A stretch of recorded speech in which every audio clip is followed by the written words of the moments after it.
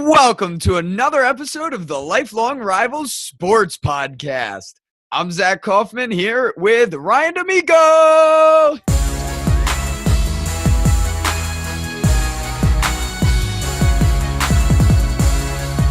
You always give a good intro. I always feel like I feel special whenever you introduce me, Zack. So I appreciate that. Yeah, we're back, like you said, with another episode, another weekly episode, like we do here on the Lifelong Rival Sports Podcast. And while in this episode we'll be looking back on last week's matchups in college and NFL, as we are doing this, though, it is officially rivalry week. The Cowboys and Eagles finally play each other. Look, it's taken a while. It's taken 10 weeks. It's taken us to week 11 until they finally play each other, but they finally play each other on the big stage, Sunday Night Football. So we are obviously both looking forward to that, and I'm looking forward to another great episode here, man. I am too. Yep, you said it. Rivalry week coming up here between the Cowboys and Eagles. And I'm not feeling so good about it this year here as a Cowboys fan. Yeah, man, things have really kind of taken a turn for the Cowboys. I mean, with things were looking pretty good. They beat the Chiefs, and then all of a sudden Zeke's suspension gets finalized, and Tyron Smith, their starting All-Pro left tackle, gets hurt. He goes out, and Sean Lee gets hurt last game, so things are just kind of starting to snowball for the Cowboys. So it will be interesting to see how that game goes on Sunday night in Dallas. So, we'll see. Dallas, I mean, their season probably on the line in that game. Yeah, it's going to be very important for them. Sitting at 5-4, they're currently out of the playoffs, tied with 4 other teams with their 5-4 record. So that's going to really hurt if they drop to 500 there, 5-5. So we'll see how it goes here. I am excited for the game, but especially kind of after losing to a disappointing Falcons team by a lot and not having it be very close. Woo! And those Eagles looking good. I don't yeah. I'm not getting my hopes up right now. If there's one silver lining, Zack, the head official on Sunday night will be Bill Vinovich, who is starting to become kind of one of the more popular, well-known officials, more so in the Philadelphia area, because it seems like whenever he calls Eagles games, Zack, they lose. The Eagles are 1-7, I believe. 1-6 or 1-7 in games Bill Vinovich calls. And the Cowboys, on the other hand, I think are something like 7-3 in games that he does. So you have that little, quirky trend there going in your favor. So we'll see if that holds serve and if the Cowboys can get a big win, or if my Eagles just continue to run away with things in the NFC East and in the NFC Conference. So we'll look forward to that. Obviously, that's a big one. Look, Thanksgiving's coming up. We're getting into a pretty fun time of the year, man. Getting into a really fun time of the year. Football is really coming into its own and taking shape, especially in college football. And college football is setting up for a pretty wild final 2 weeks. Yeah, I mean, only 2 more weeks left to go before bowl games and the college football playoff is set. 2 more weeks for teams to prove that they belong in the college football playoff. So, Zack, as we look back to last week, the big one going into last week was Notre Dame against Miami. And why this game was really hyped and really just kind of put on a pedestal as the game of the week and the marquee game, boy, it was anything but. It was an absolute blowout. Miami just demolishes Notre Dame 41-8. They jump out to a very, very quick 2-touchdown lead in the first quarter. They end up pushing that to a 34-0 lead into the third quarter before Notre Dame finally gets on the board with 17 seconds left in the third quarter. Look, I've been a naysayer to Miami all year. I have. I just didn't think this team was as good as they are or as they were, and I just didn't see it with them. So many close losses, kind of playing down to their competition. And look, I can't take anything away from Miami. That performance on Saturday night was special and may be one of the deciding factors that may land them into the college football playoff, and will definitely, at this point, it seems like land them in the ACC championship game in 3 weeks. But it's funny because I still have my doubts on Miami. I think they're good. I think they're a very good team. But I wonder about them playing down to competition and playing up to competition. But look, they haven't lost yet. They're 9-0. They took apart Virginia Tech. They took apart Notre Dame. Both those games at home. That obviously helps. But look, they've passed every test in front of them. And we'll see how things go in the ACC championship, which will probably be against Clemson. Notre Dame, their season's done. They're 8-2. See you later. Bye. Good luck next year. Any thoughts on Miami, Zach? Any thoughts on Miami, University of Miami, and their performance on Saturday night? I'm impressed with the monster blowout. One thing I found was interesting, and I wasn't sure if you had insights on why this was, but up 34-0. Yep. Notre Dame scores a touchdown, and they go for 2. I mean, it was the very end of the third quarter, but Yeah. still kind of silly to me that they're trying to get that extra 1 point there. I guess they're just trying to get as many points as they can to make that number look not as bad. But 41-7 or 41-8, either way you cut it, looks pretty poor. Yeah, the better solution would be get touchdowns. Actually score the ball. Don't have single-digit points.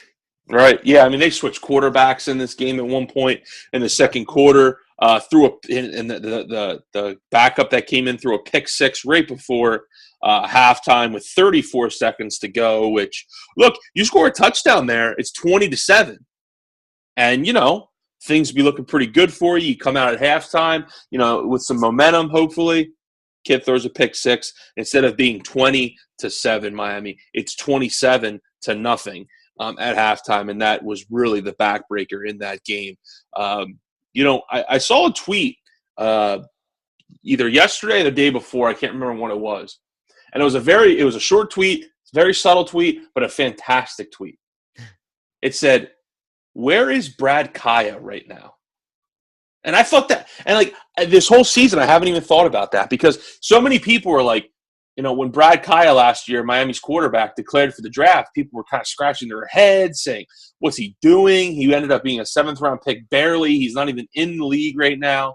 And if he had come back, a lot of people thought Miami could really make a run this year. He doesn't come back. They end up starting, the kid Rozier, who I believe is a junior, if I remember correctly.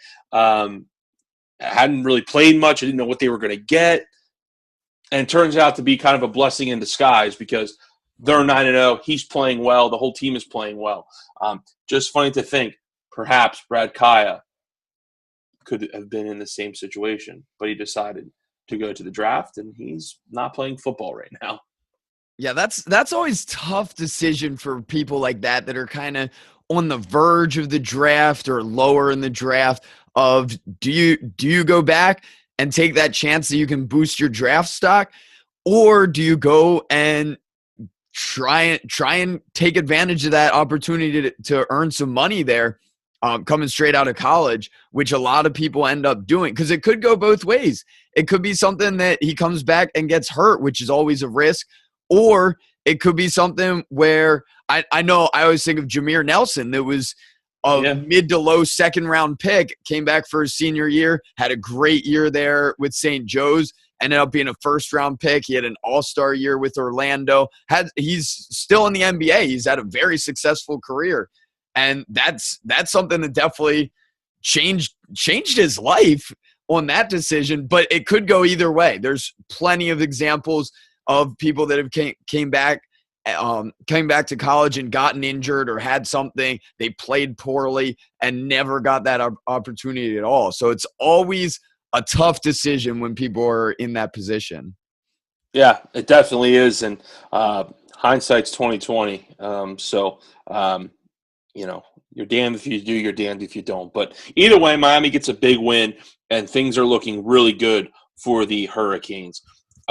Next game, Zach, we'll look at is the number 2 team in the country, who was Alabama, who almost goes down on the road at Mississippi State. This game, Zach, was, I mean, you talk about neck and neck. I mean, it was everything in the word neck and neck.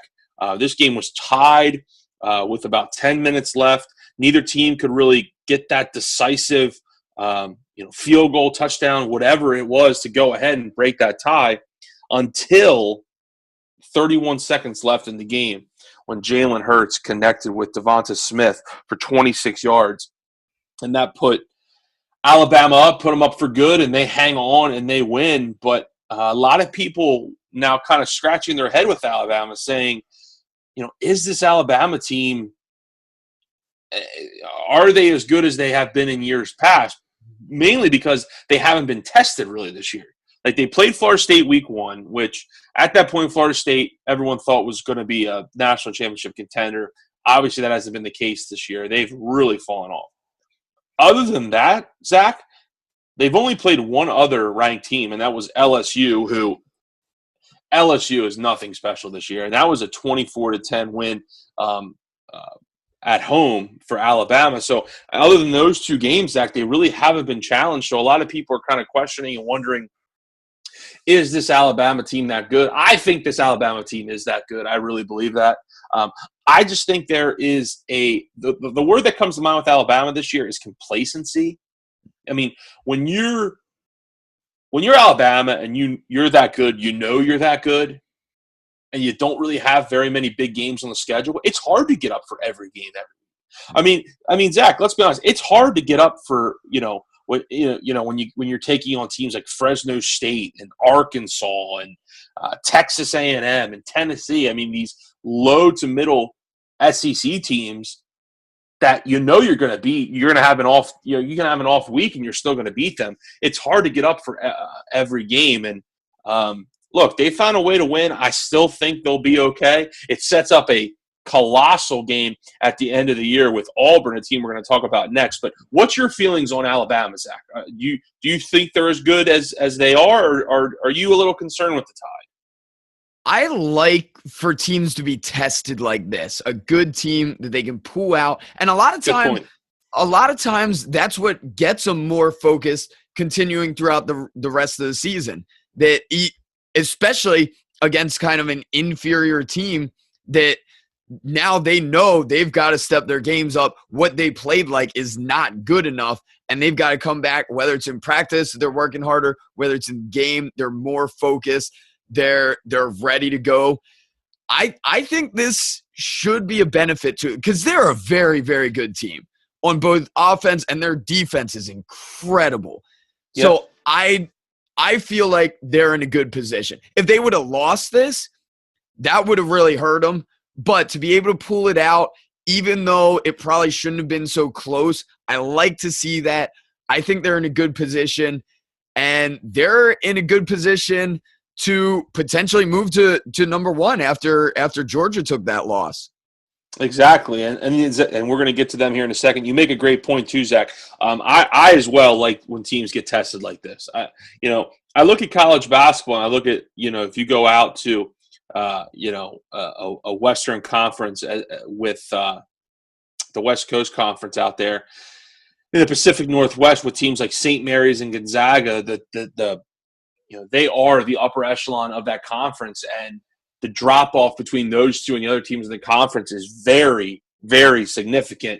And night in and night out, these teams are beating those teams by 20, 30 plus points, and they don't get tested. And that's part of the reason why I have trouble picking St. Mary's or Gonzaga to go far in the NCAA tournament, because they aren't battle tested throughout the year. They haven't been through that resiliency of, look, we're down 3 with a minute left. Can we get over this hump? They haven't been there. So same thing here with Alabama. They're not tested that much. So when they are tested, it's good to see it, and it's good to see it, at least for them, that they did get the win. And you mentioned, Zach, a good segue here. Georgia, the number 1 team in the country, not only do they go down, they get flat out embarrassed at Jordan-Hare against the Auburn Tigers. A game that, look, I thought this would be a struggle for Georgia. I did. I thought this was definitely a game Auburn could win for sure. I mean, I don't think anyone in the country would have said Auburn didn't stand a chance here. But for them to win 40-17, I was shocked. I mean, I was flat out shocked. I mean, you see the first drive, Georgia goes right down the field. Nick Chubb scores on a 1-yard touchdown run. You think Georgia's off and running 7-0. Look, what's a road game at Auburn for us? Not a big deal. We're gonna run shit here. Not so fast, because after that touchdown on the first drive, Auburn rips off 30 unanswered. And look, Auburn did what I think a lot of people thought they were going to do. Just a lot of people didn't know if they could execute it well. They basically said, look, we're going to put 8, sometimes 9 guys in the box. We're going to stop Chubb, and we're going to stop Sony Michel. And we're going to say, hey, Jake Fromm, drop back and beat us. We don't think you can. And turns out they were right. He couldn't. Jared Stidham, Auburn's quarterback, had a very nice game, 214 yards, 3 touchdowns. The rushing attack was there all day, which is something they relied on. Your boy, Kerryon Johnson, had 32 carries. 32 carries. What a workhorse for 167 yards. Plus, he led them in receiving and scored a touchdown through the air as well. There you go. So, big win for Auburn. Look, it doesn't hurt Georgia all that much, because Georgia's going to come out of that division and go to the SEC championship game. If they win the SEC championship game, Georgia will be in the college football playoff. But it really opens things up for Auburn, because if Auburn in 2 weeks knocks off Alabama, then they go to the SEC title game and face Georgia again. Boy, does that make things really interesting and really kind of shakes things up for the college football playoff. So, Zach, are you a believer in Auburn, or is this kind of just a flash in the pan kind of thing? I'm not all in on them, but okay.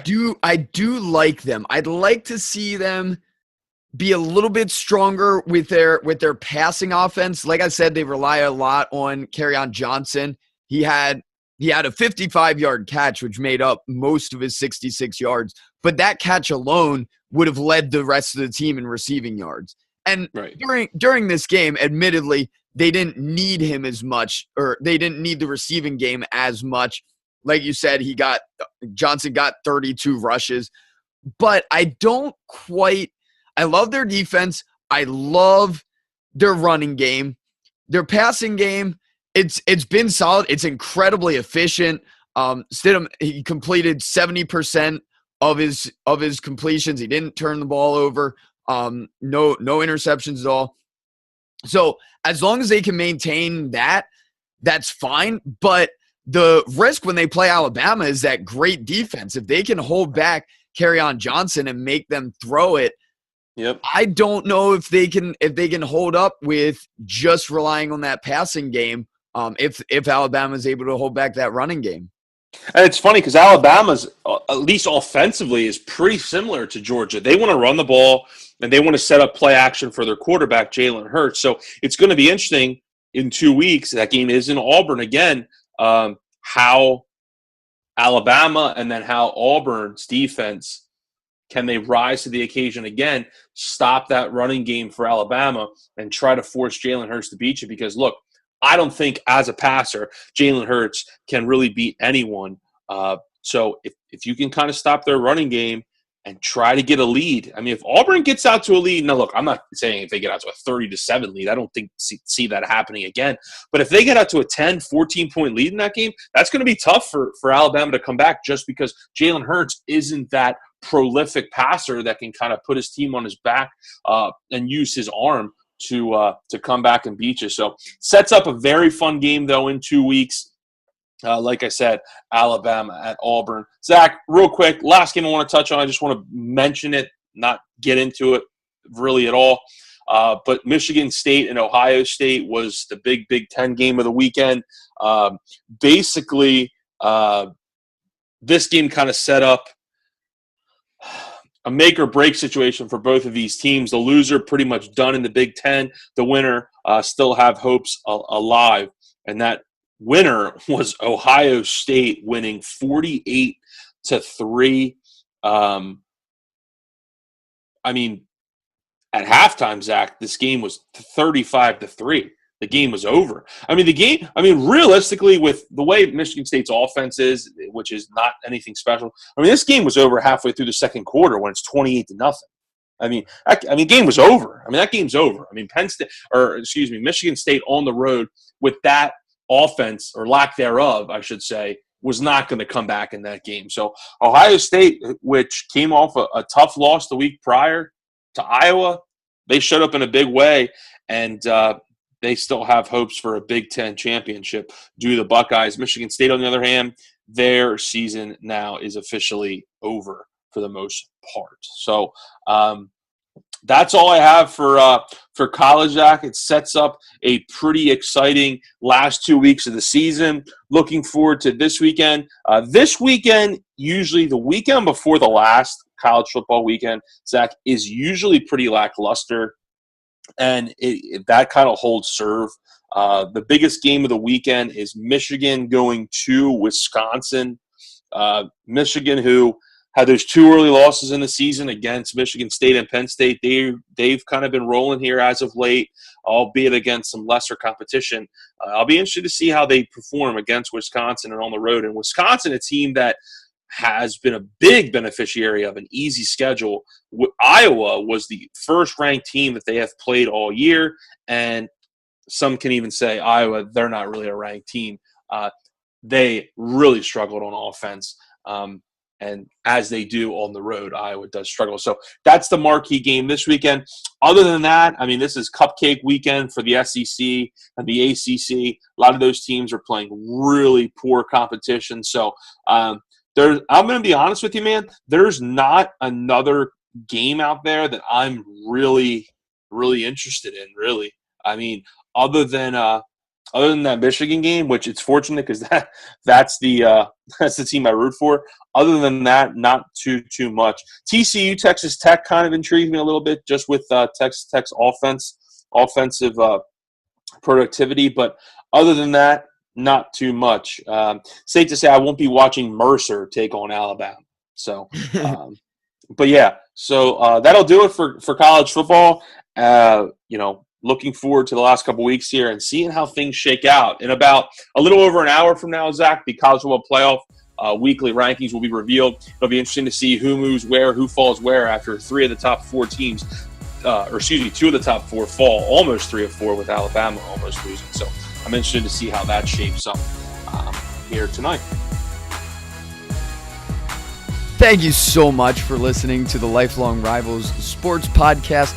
We really appreciate it. We've changed some things up based on some of the feedback we've received, so we'd love to continue hearing your feedback. As we continue to build this platform with our podcast, it's very helpful to us if you can share it with the people you know that you think would be interested. We'd really appreciate it. Thank you so much, and have a great week.